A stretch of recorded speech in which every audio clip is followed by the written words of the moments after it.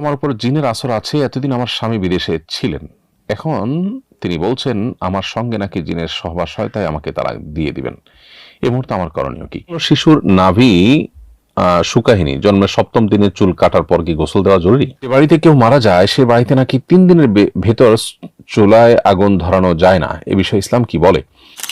শিশুর নাভি শুকায়নি, জন্মের ৭ম দিনের চুল কাটার পর কি গোসল দেওয়া জরুরি?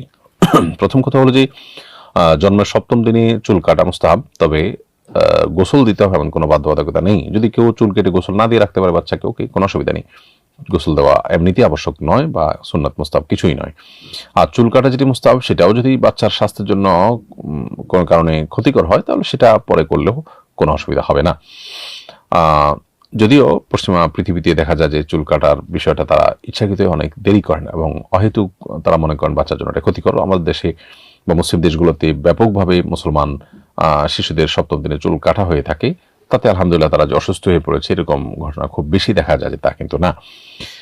তো খোলাসা কথা হলো গোসল দেওয়া জরুরি না, তবে চুল কাটা মুস্তাহাব, সম্ভব হলে চুল কাটা উচিত। যদি সেটাও কষ্টকর হয়, কোনো কারণে ঠান্ডা লেগে গেছে বাচ্চার বা এমন কোনো পরিস্থিতিতে আছে, এনআইসিউতে আছে, এখন চুল কাটাটা তার জন্য মানে সম্ভব না, এই জাতীয় যদি হয় তাহলে সেক্ষেত্রে ভিন্ন কথা, সেটাও পরে করা যাবে।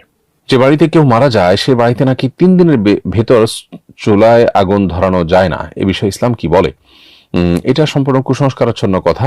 কোনো বাড়িতে কোনো মানুষ মারা গেলে সে বাড়িতে আগুন ধরানো যাবে না এমন কোনো বাধ্যবাধকতা নেই। তবে এটা ঠিক যে মৃত ব্যক্তির পরিবার যেহেতু শোকার্ত থাকে, এজন্য আশপাশের লোকদের কর্তব্য তাদের জন্য খাবার পাঠানো, যাতে করে তাদের রান্না করতে না হয় বা রান্না করার মতো মানসিকতা তাদের থাকে না, সেজন্য তাদের পাশে দাঁড়ানো দরকার।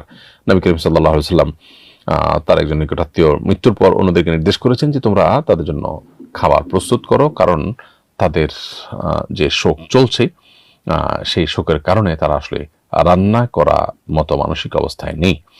তো এটা তো ভিন্ন জিনিস, কিন্তু ওই বাড়িতে চুলোই জ্বালানো যাবে না, ধরালে গুনাহ হবে, এরকম কোনো কথা কোরআন হাদিসের কোথাও বলা হয়নি। এটি নিছকই আমাদের সামাজিক কুসংস্কারগুলোর একটি।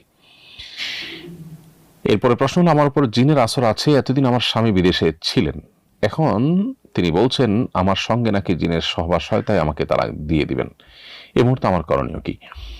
কারোর উপরে জিনের আসর থাকলে জিনের সাথে তার শারীরিক সম্পর্ক হয়, এই ধারণা করা একেবারেই অমূলক।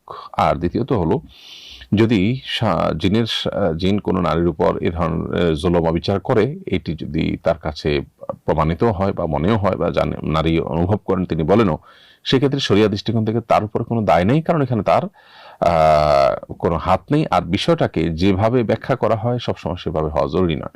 অনেক সময় এগুলো একান্ত মানসিক বিষয় হয়ে থাকে, অনেক সময় দেখা যায় যে জাস্ট স্বপ্ন হয়ে থাকে। এই বিষয়গুলোর ভিত্তিতে স্বামী স্ত্রীর মধ্যকার সম্পর্কের ইতি টানার মতো সিদ্ধান্ত এত সহজ সিদ্ধান্ত নয়। অতএব আপনার স্বামী যে সিদ্ধান্ত নিতে যাচ্ছেন সেটি আমার মনে হয় যে তিনি সঠিক সিদ্ধান্ত নিচ্ছেন না। এক্ষেত্রে এই বিষয়ে এক্সপার্ট যারা আছেন তাদের সাথে তার কথা বলা উচিত, ওলামা ইকরামের সাথে তার কথা বলা উচিত, এবং আপনি নিজেও জিনের আসর থেকে বাঁচার জন্য যে রুকিয়া, সে রুকিয়ার পদ্ধতিতে আপনার যাওয়া উচিত এবং রুকিয়া খুব সিরিয়াসলি আপনাকে অ্যাপ্লাই করা উচিত এবং সেলফ রুকিয়া প্রয়োজনে আপনার করা দরকার। আর এর পাশাপাশি আপনার স্বামীকে তার সিদ্ধান্ত নিয়ে আপনি প্রশ্ন তুলে তাকে ওলামা ইকরাম, বিচক্ষণ বিদগ্ধ ওলামা ইকরামের কাছে শরণাপন্ন হতে আপনি পরামর্শ দিতে পারেন, অন্যদের মাধ্যমে তাকে আপনি বোঝাতে পারেন, আর আল্লাহর কাছে দোয়া তো আপনি করতেই পারেন।